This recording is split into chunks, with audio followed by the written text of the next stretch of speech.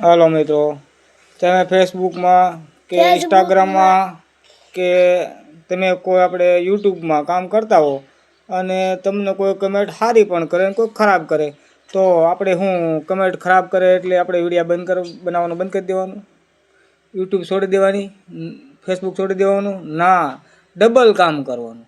કેમ કે એનાથી તમને ખ્યાલ આવવો જોઈએ કે આપણે ખરાબ કોમેન્ટ કરવાવાળા આપણાથી કેટલી જલન છે અને આપણે થોડા આગળ વધતા હશું કે તો એનામાં આપણી પોસ્ટ જતી હશે ને એને એમ થતું હશે કે આ તો આગળ નીકળી જાય, એના માટે એ વ્યક્તિ તમને ખરાબ કોમેન્ટ કરે.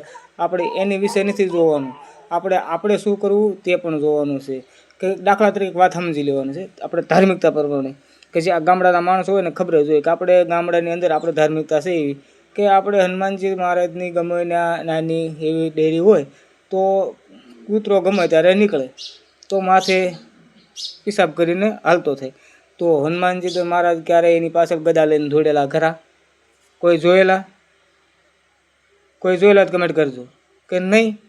તો એ ભાદરવો મહિનો આવે એટલે એ હળે એટલે કે જ્યાં એની જીભ હડે તો એ બસે, જીભ જ્યાં ન આંબે એટલે એનું પૂરું.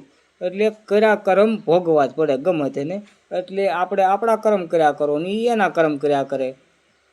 એટલે વિડીયા બનાવવાનું બંધ ના કરો, વિડીયા નાખવાનું બંધ પણ ના કરો. યુટ્યુબ, ફેસબુક કે ઇન્સ્ટામાં આપણે એક નાખતા હોય એની જગ્યાએ 2 નાખવાના ચાલુ કરો. એટલે તમને ખ્યાલ આવવો જોઈએ કે આપણો વિડીયા હાલે છે. સમજી ગયા ને? એટલી વાતમાં લાઈક, ફોલો ને સબસ્ક્રાઈબ કરજો.